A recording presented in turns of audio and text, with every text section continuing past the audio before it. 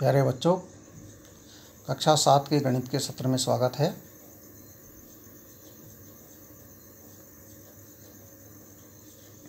आपको पता है, आप पढ़ रहे हैं मिशन कोशिश वर्कशीट नंबर 6, छठे सप्ताह की वर्कशीट चल रही है इस समय, जिसमें हम पढ़ रहे हैं मासा और लासा हमने पढ़ लिया है। और मासा लासा के उदाहरण के प्रश्न अब हमने देखने हैं। इसमें देखिए, एक उदाहरण दिया गया है, वह छोटी से छोटी संख्या ज्ञात कीजिए जिसे 12, 10 और 18 से भाग देने पर प्रत्येक दशा में 5 शेष रहता है। ठीक है। अब यहाँ ध्यान दिया जाए कि 12, 10 और 18 से भाग देना है उस संख्या को, यानी वो संख्या 12, 10 और 18 से बड़ी होगी। ठीक है ना, इनसे बड़ी होगी तभी तो उसमें भाग दिया जाएगा। भाग तो बड़ी संख्या में दिया जाता है, तो संख्या 12, 10, 18 से बड़ी होगी, इनसे छोटी नहीं होगी। तो बड़ी कौन सी होती है? बड़ी होती है लासा। ठीक है ना, जो ज़्यादा बड़ी संख्या आती है, मतलब उन संख्याओं से जो बड़ी आती है वो लासा होता है, और जो उन संख्याओं से छोटी आती है वो मासा होता है।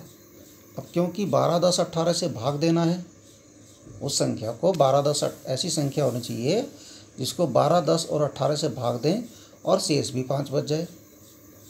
ठीक है ना, तो इसका मतलब 12, 10 और 18 जो है से बड़ी वो संख्या होगी, तो इनसे बड़ी जो संख्या होगी वो लासा ही हो सकता है, मासा नहीं हो सकता। ठीक है ना, तो पहले हम क्या करेंगे, 12, 10 और 18 का लासा ज्ञात करेंगे इस प्रकार से, जैसे कि हमने यहाँ पर ये ज्ञात कर रखा है। 12, 10 और 18 का 2 का भाग दिया, 2 छक्का 12, 2 पंजे 10, 2 नम 18, फिर 2 से 6 कट रहा है तो 2 तिया 6, और 5 नहीं कट रहा है, 5 ऐसे ही उतर गया, 9 नहीं कट रहा है, 9 ऐसे ही उतर गया। फिर अब 2 के बाद हम 3 से देते हैं, 3 से 3 कट गया एक बार, 3 से 5 नहीं कटा, 5 ऐसे ही लिख दिया, और 3 से 9 कटेगा 3 बार। इसके बाद देखिए, फिर क्योंकि 3 है अभी तो 3 से और भाग जाएगा, यानी अब फिर अब बाद में देखिए 3 कम 3 हो गया, यहाँ पर केवल 5 बचा, 5 से भाग करेंगे, आपके पास लासा आ जाएगा 2 गुणा 2 गुणा 3 गुणा 3 गुणा 5। ठीक है ना, लासा आ गया 2 गुणा 2 गुणा 3 गुणा 3 गुणा 5। गुणा हम करेंगे 2 दूना 4 तिया 12 तिया 36 पंजे 180, यहाँ में से भी कह सकते हैं, 5 तिया 15 तिया 45 दूना 90 दूना 180, कुल मिला के ये हमारा हो गया 180। गुणा करके क्या आया? 180।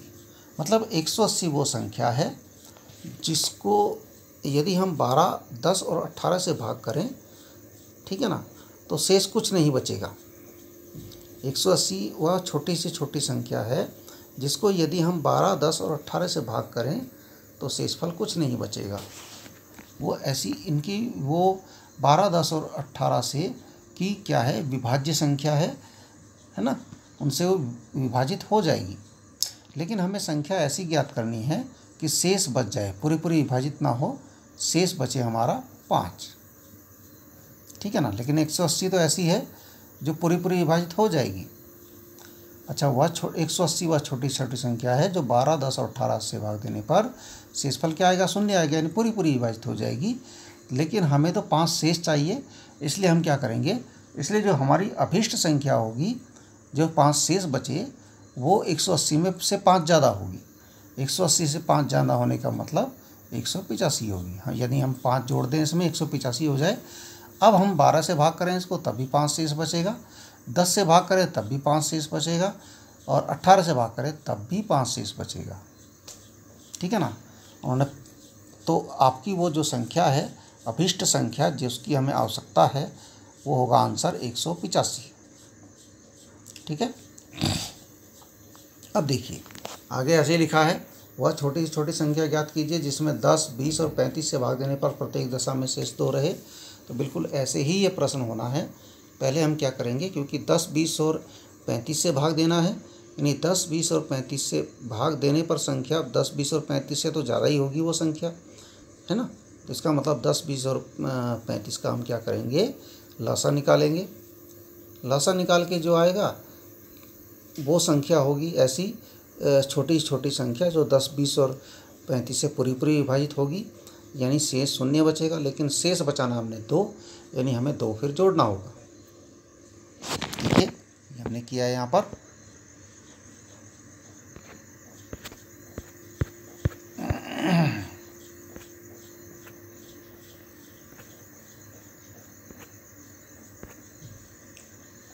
देखिए, ये है वो प्रश्न कि वह छोटी छोटी संख्या ज्ञात कीजिए जो 10, 20 और 35 से भाग देने पर प्रत्येक दशा में 2 शेष रहे। तो हम क्या करेंगे, 10, 20 और 35 से विभाजित छोटी छोटी संख्या क्या होगी, 10, 20 और 35 का लासा लिया जाएगा। पहले लासा निकालेंगे। देखिए, सबसे पहले 10, 20 और देखते हैं हम कोई ऐसी संख्या यदि हमें मिल जाए जो तीनों की तीनों संख्याएँ कट रही हों, तो वो हमारी है 5। 5 के पाड़े में सब आता है, 5 दूना 10, 5 चौक 20, 5 सत्ते 35। अब देखिए, अब बची 2, 4, 7, 2 से कटेगी पहले, 2 ही कम 2, 2 दूना 4, फिर 2 बचा है तो 2 से और कट जाएगा, 7 से कटेगा। आपका लासा आ जाएगा 5 गुणा 2 गुणा 7। ठीक है ना, ये आ गया हमारा 140। गुणा करा, 5 दूना 10 और 10 दूना 20, 20 सत्ते 140। ठीक है, यानी 10, 20 और 35 से विभाजित छोटी छोटी संख्या हो गई हमारी 140। लेकिन हमें जो संख्या चाहिए कि प्रत्येक दशा में शेष बचना चाहिए 2। यदि हम 140 में भाग देते हैं तो शेष तो 0 बचेगा, क्योंकि पूरी पूरी विभाजित होगी वो, है ना। तो यदि 2 शेष बचाना है तो इसका मतलब वो संख्या इससे 2 ज़्यादा होगी। तो 140 में 2 जुड़ेगा तो 142 हो जाएगा। अतः अब 142 में जब हम 10, 20 और 35 का भाग करेंगे तो प्रत्येक दशा में 2 शेष रहेगा, यानी आपका आंसर होगा 142। ठीक है ना। अब देखिए अगला, 6, 8 और 12 से विभाज्य 3 अंकों की सबसे छोटी संख्या ज्ञात कीजिए। देखिए, 6 और 8 और 12 से विभाज्य हम संख्या ज्ञात करेंगे तो हम लासा ज्ञात करेंगे। यहाँ शेष बचाने वाली बात नहीं है, विभाज्य संख्या ज्ञात करें तो हम लासा ज्ञात करेंगे। लेकिन शर्त क्या दी गई है कि वह संख्या कैसी होनी चाहिए, 3 अंकों की। 3 अंकों की सबसे छोटी संख्या वो होनी चाहिए, 3 अंकों की, यानी सबसे पहली संख्या वो होनी चाहिए। ठीक है ना। तो हम पहले क्या करते हैं, जो काम हमारा पहला है, पहले हम 6, 8 और 12 से विभाज्य छोटी से छोटी संख्या ज्ञात करने का प्रयास करेंगे। उसके लिए हम क्या करेंगे, 6, 8 और 12 का लासा ज्ञात करेंगे। 6, 8 और 12 का लासा देखिए, 6, 8 और 12 है।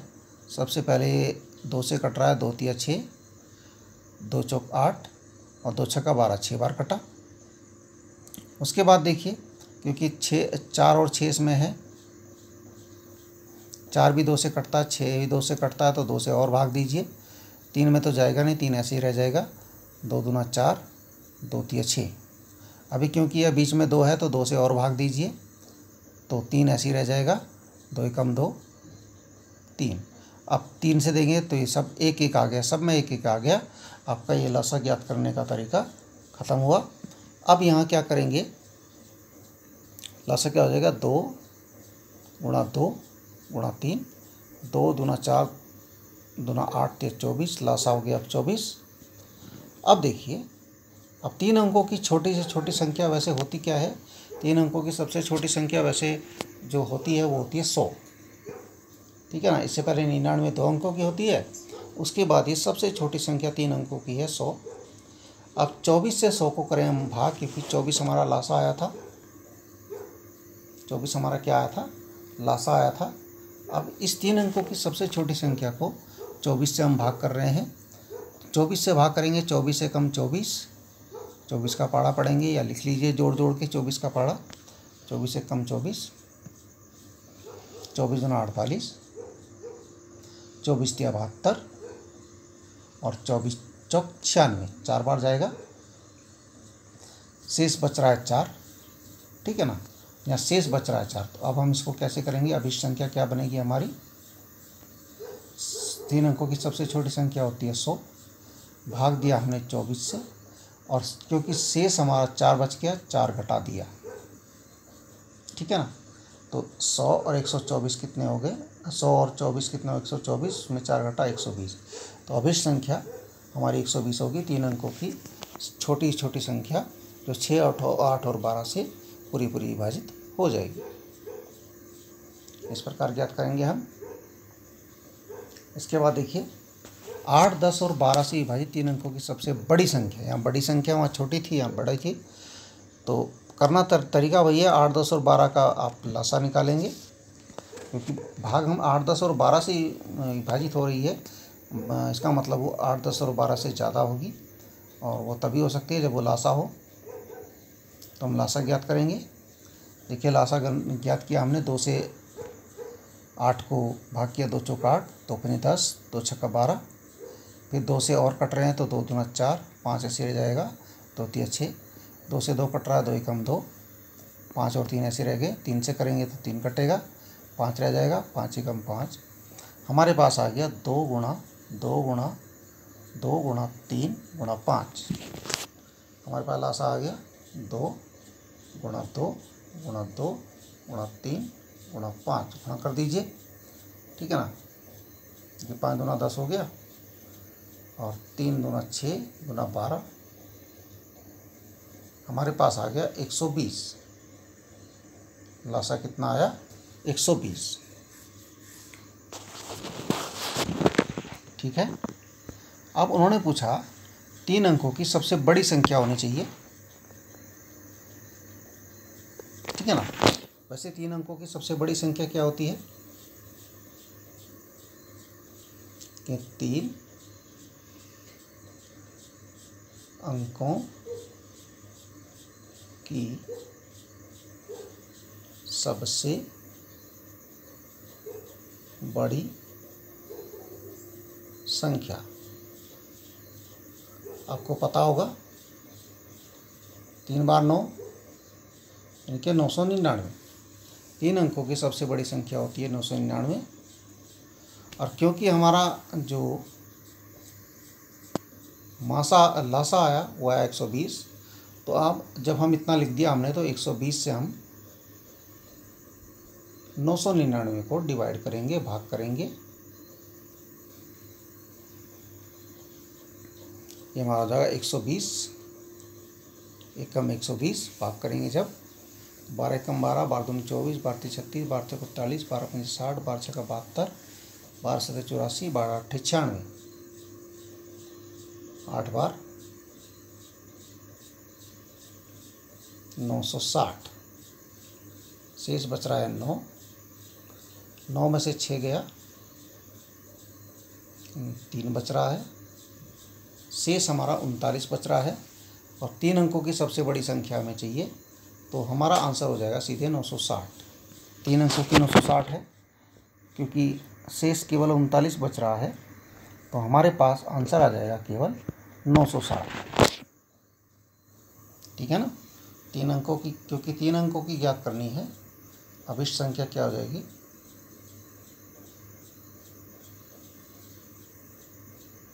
अभिष्ट संख्या हो जाएगी 960। ठीक है।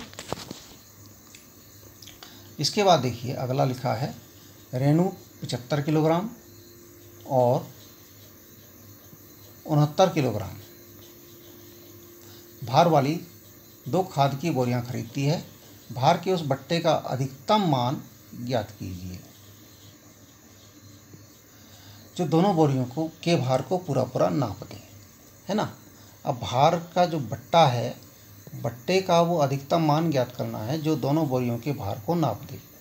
अब वो जो इन दोनों 75 किलोग्राम और 69 किलोग्राम दोनों को नापने वाला एक छोटा बाट चाहिए हमें, यानी हमें ऐसा नंबर चाहिए जिससे 75 भी कट जाए और 69 भी कट जाए।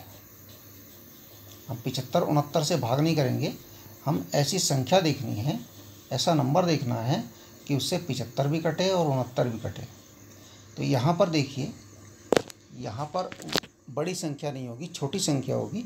इसका मतलब यहाँ मासा ज्ञात होगा, और क्योंकि यहाँ एक शब्द दे रखा अधिकतम मान, इस तरह के शब्द वाले जो प्रश्न होते हैं उनमें आप जो है मासा ज्ञात करते हैं, ठीक है ना। अधिकतम मान, इस प्रकार के प्रश्न में मासा ज्ञात होता है, लासा और मासा में से। अब देखिए अधिकतम भार की बात आई, तो 75 kg और 69 kg का मासा ज्ञात करना पड़ेगा। तो 75 और 69 का हमें पहले अभाज्य गुणनखंड ज्ञात करने पड़ेंगे। 75 के अभाज्य गुणनखंड क्या हो जाएंगे, देखिए यहाँ पर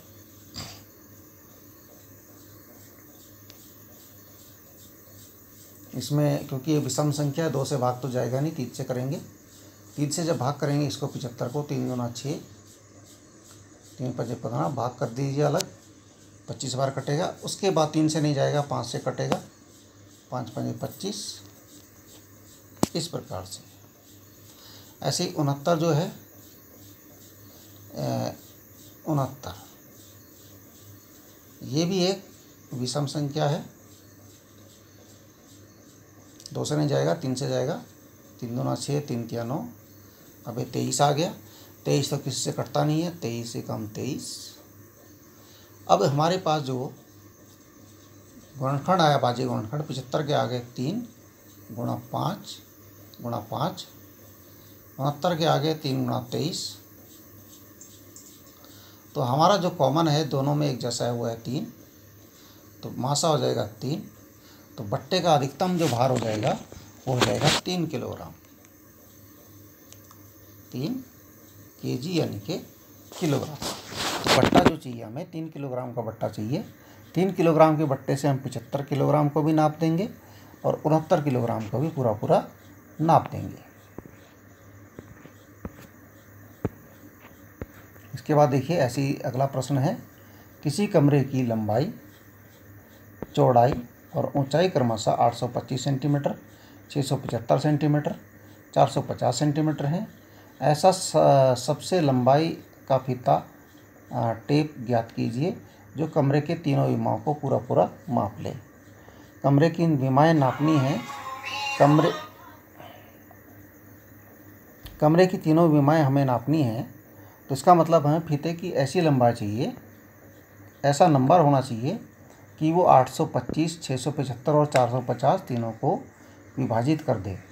ठीक है, इसके लिए हमें फिर मासा ज्ञात करना पड़ेगा क्योंकि यहाँ भी अधिकतम लंबाई की बात हो रही है। और क्योंकि हमें ऐसा नंबर चाहिए जो 825, 675 और 450 पूरा पूरा कट जाए, तो इसका मतलब यहाँ 825, 675 और 450 को भाग करना है। तो इसका हम इस मतलब वो एक छोटी संख्या होगी इन सब से। तो छोटी संख्या होने का मतलब है मासा। ठीक है, तो यहाँ देखिए 800, इसका मतलब हमें अभाज्य गुणनखंड करने पड़ेंगे 825 के, 675 के और 450 के। देखिए यहाँ पर इसके हमने कर रखे हैं 675 के, देखिए 3 से भाग कर, 3 दूना 6, 3 दूना 6, 3 5 15। देखिए अब भी ये 3 से कटेगा, 3 7 21, 3 5 15। अब भी ये 3 से कटेगा, 3 दूना 6, 3 5 15। अब नहीं कटेगा, 5 से कटेगा, 5 5 25 और 5 एकम 5। आपका आ गया 3 गुणा 3 गुणा 3 गुणा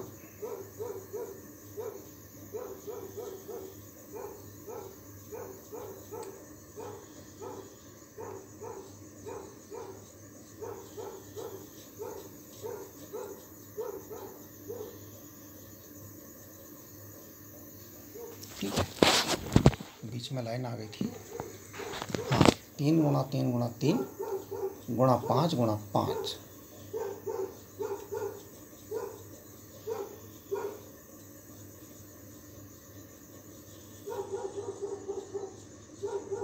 गुणा 5 गुणा 5। ऐसे 450 का होगा, देखिए यहाँ 2 से भी कटेगा क्योंकि एक सम संख्या है। ये आ जाएगा 225 भाग करके, फिर हम 3 से करेंगे, 3 7 21, 3 5 15, फिर 3 से करेंगे, ये 3 दूना 6, 3 5 15, फिर 5 से भाग करेंगे, 5 5 25, फिर 5 से 5 एकम 5। हमारा आ जाएगा 2 गुणा 3 गुणा 3 गुणा 5 गुणा 5। अब जो है हमारा कॉमन क्या बैठ रहा है यहाँ पर, देखिए एक तो 3 हो रहा है यहाँ पर, 3 यहाँ भी है और यहाँ भी है, तो एक तो हो रहा है 3,